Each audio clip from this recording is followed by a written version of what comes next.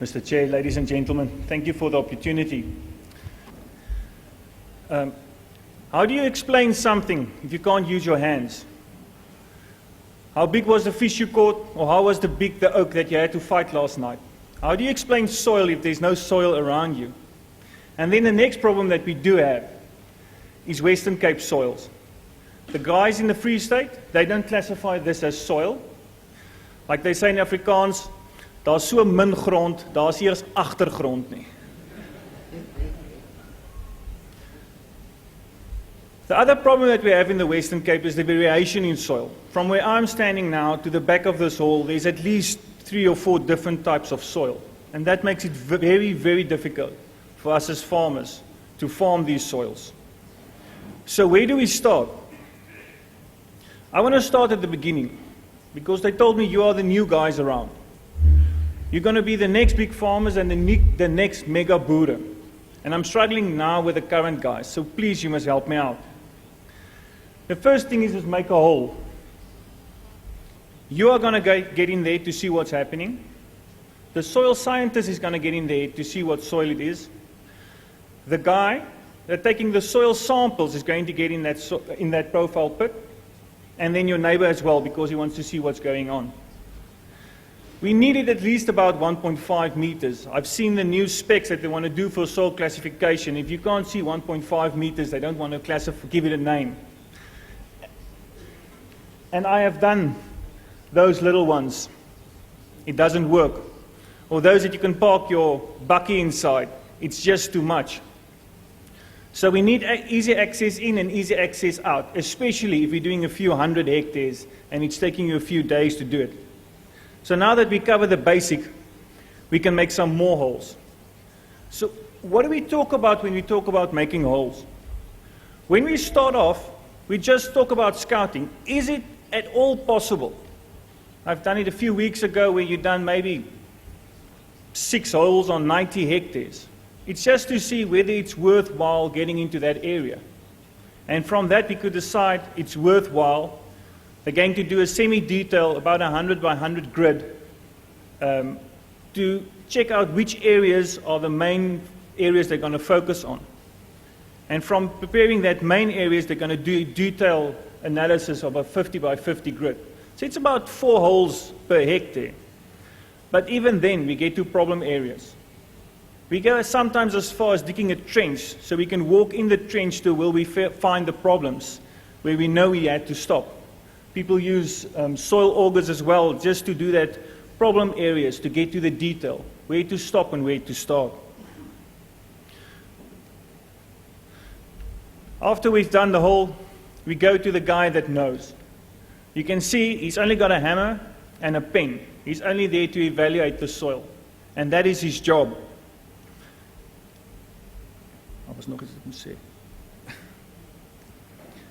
This guy, once you have evaluated the soil, he will give you a soil map. Don't look at all those spider webs on there. A good guy will evaluate that and give you some detailed answers about where you need to take your soil samples for a chemical analysis. He will help you on the soil preparation, drainage, irrigation. He can even go as far from that basic soil map to work on your orchard management systems. So, the story behind this is get the right guy to do the job, and you don't have any problems. So why am I here today? The problem is that guy isn't always available. Sometimes you just want to walk on your own farm, and when you finish, go sit on the stoop, have a cup of coffee, and think about the future. And that is where it's important. So how do we tackle this problem? And the easiest thing to tackle this problem is look at the problem areas. Or we can call it soil limitations. What do we need to look for, and how are we going to solve this problem? Ladies and gentlemen, the easiest one is soil depth. Rock is easy. It stops you dead. But in certain chances, we've got the D9 nowadays, and I've seen samples of where they even use explosives because they needed to plant there. Water, we can use drainage, and we'll speak about that a little bit later.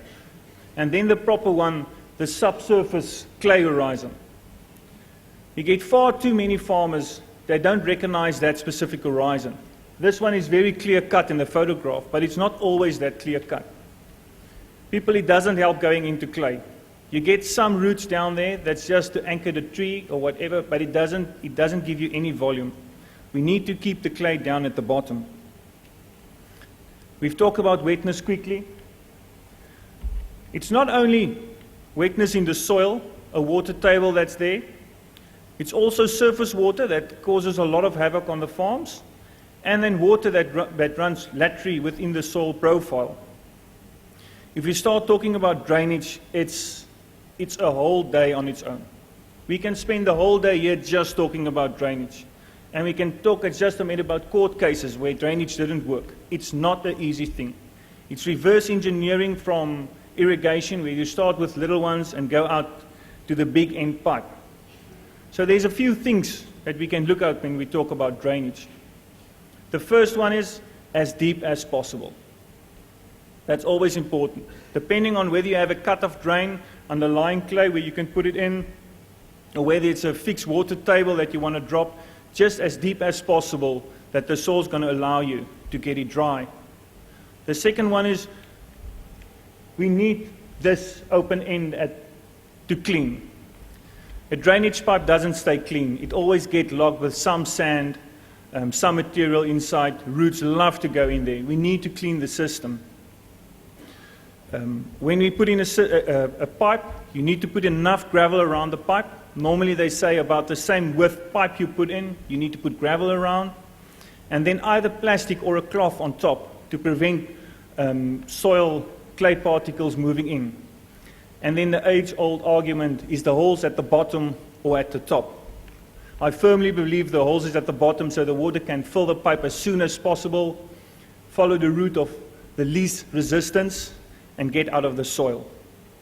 We get very, very good results from drainage. There's a lot of farmers out there that's really, really scared of drainage. Our problem is especially early in spring. The previous season, we had especially a wet spring. You need to get your spray cards in. You need to get dry enough so you can drive there. So it's something I can really pressure is don't be scared of a drainage pipe. Yes, it costs money. Yes, you save a hell of a lot of money at the end. Layering. Especially those of you that farm close to riverbeds will know what layering is about. It's not only stopping roots from growing through the different layers, it's also stopping water. It's just that little difference between the cores and the finer fragments that prevent water from going deeper. The solution is easy. Just mix it. Mix it as good as possible to get rid of all those layerings.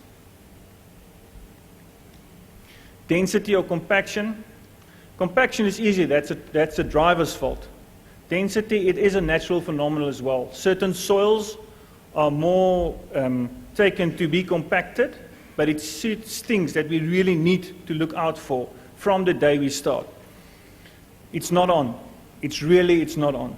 We've been in, from the vineyard side, they really try hard after soil preparation to keep out of the land as much as possible. The first thing we do once we do soil preparation is driving in with tractors, getting rid of rocks, driving in poles and whatever, and it's a lot of traffic that we put on that. So please people, it's not on. We need to keep it open as long as that we could. Then there's something a bit more difficult, and there's no easy way to explain it.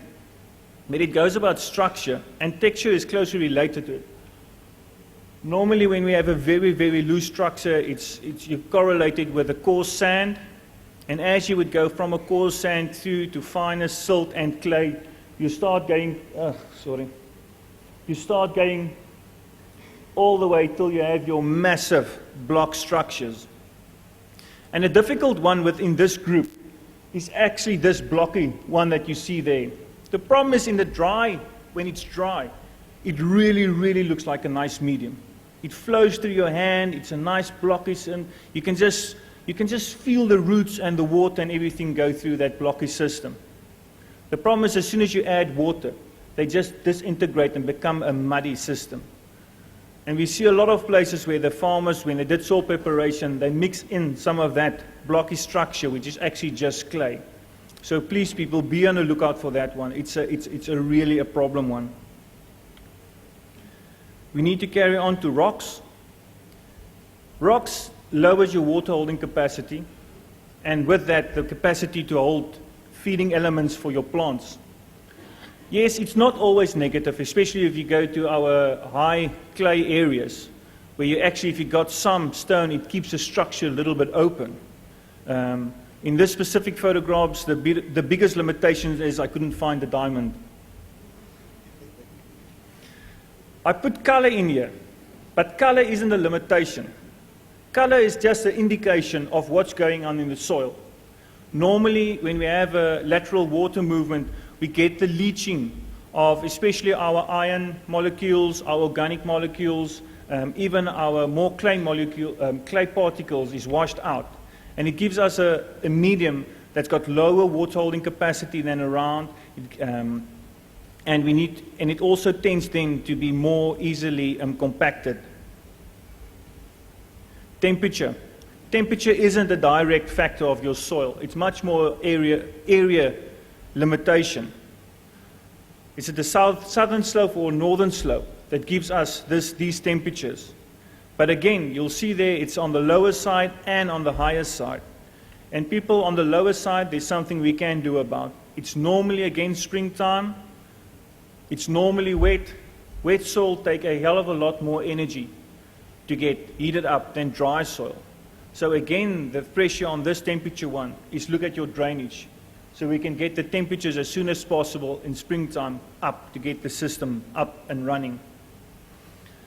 And now we're going over to this day's lecture, because really, people, if you start talking about chemical, we can spend the day standing around here. There's so many different angles that we can take this problem at hand. You must have heard about the Albrecht. You must know about organic farming. And then we can even go the Kainoch and the Omnia and your local guy that's consulting on the farm. Each person got a different angle to tackle this problem.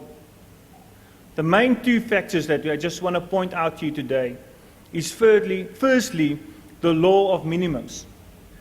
You can only fill that bucket as big as the lowest one, as your lowest element. And normally it's not the one that you've been looking for. There's a lot of micro elements that we need to concentrate on. And the easiest way to fix this problem, the easiest way for now is just look at your pH. There's a lot of elements, some on the higher, some on the lower scale, but in our optimum pH range, they do all tend to meet up. And then we go over to the maximum, and that's why this very intrigued Mulder's chart is here at the bottom. Red is the one that fight against one another, and green are the ones that work well together. You don't see a lot of green, people. There is not a lot of green. And that's what happens if one element is in excess in the soil. It competes with all the other elements. Although there are enough in the soil, just one of them can make a hell of a lot of problems. And I know some of the problems, some of the solution to the problem is add more and more and more. And according to that difficult map, it's not always the correct solution. A problem that's beneath the soil. And we've been working on that problem for years and years. And we're having days and days in arguments and conversation, and getting information is biological. Yes, we all know about replant disease. We've all seen situations like this. This last row was not fumigated, and there's a hell of a difference in growth between the last row and the previous row. I've seen differences like that in soils that have been bare for more than 20 years. You've seen the same results where there's been apples, and then they planted citrus, and then vineyards, and then olives, and then apples again, and you still see the result. But even further than that, natural vegetation. Our fynbos is fraught with alworms. And I know alworms get slack for a lot of things, but it's like flies. They're always there first. We need to get rid of the problem. I can give you the advice or the recommendation to clean out before you start. It's the easiest and the cheapest way to start clean. How do you work after that? There we can still have days and days discussion to get the good guys back and keep the bad guys out. But we have a war at hand in biological. Variation. We started the talk here and we're back at variation. We try from a soil science side to divide the land that we're going to farm in as small as possible manageable areas within specific soil types. So that starting from this side to the other side of the orchard, you can do one management practice. It's easy when it's a guy sowing out something by hand and by bag. You can throw one hand there and two hands there and three hands there. It's a little bit more difficult if you have a D9 that the guy needs to turn around. It's a little bit more difficult when you need to install irrigation, and there's certain limitations in size. And it's easier getting to a small farmer where he's doing 1 hectare or 2 hectares. But it gets a little bit daunting when you start talking about 100 or 200 hectares that's being developed. And you will always see what happens is there's a bit of red soil over there, and then a little bit of darker and better soils around it, and then the white on the other end. And it's always a massive problem. Variation in the Western Cape is a problem. We try to eliminate it, block size, but you can't always get that detail. So what happened if you put everything together? We now started with soil type at the top. We get slope. We get underlying material that blocks your grow, whether it's stone or clay or whatever. And then we got certain wetness class. And you'll see suitability directly increase from top as the bottom gets more and more negative. The top growth is also being reduced dramatically. And with this, we can add certain varieties, certain strains. We all know that a pear is a little bit more forgiving than an apple. And we can go through the list of who is more forgiving, what varieties is more forgiving. And we plant according to that. But we need to know that before we even started. So now that we put everything together, we can look a little bit at soil preparation, the big yellow machine we all love. So our aim is to eliminate all physical boundaries, get a homogeneous soil medium, and correct all chemical imbalances. So the start to get this done is the water capacity of the soil. The soil water contact when we start. If it's too wet, it will stay in that form. We will just get a smear action in the soil and no physically mixing will take place. And the same when it's too dry. If it's too dry, it just flows around the implement you're using. We need to get to optimum water holding before we start. And here's a picture of that. It's exactly the same soils. The one was too dry, it broke up into clots, and it's as good as a rock in the soil. And you can see the root distribution between the one that was perfect water content compared to the one was too dry. The next one, and we don't see that enough, is as the guy applied the lime and the gypsum and the phosphate and whatever, is to mix it into the top layer.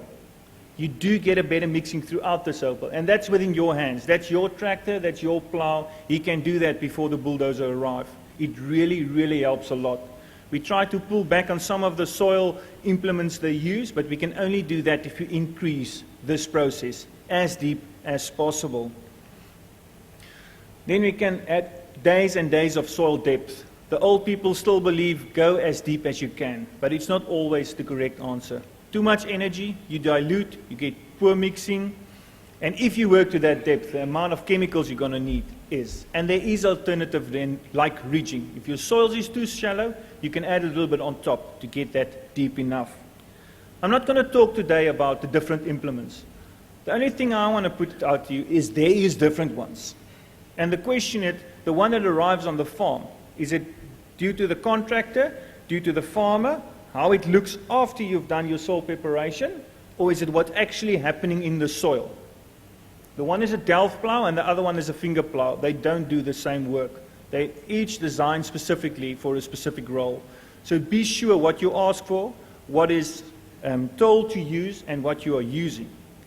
With that, we can just look at the distance between the actions. We see a lot of times the guys work too far, and the results is there. I can, again, show you a day of pictures where I haven't done it correctly.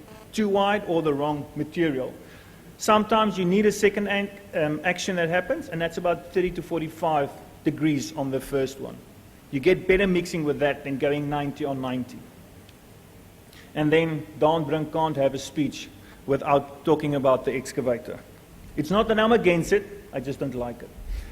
The chances of guys doing the wrong stuff, it's much more dependent on the guy operating the machine than anything else. You get so many times where they just turn it around, it's lying underneath, it wasn't mixed thoroughly.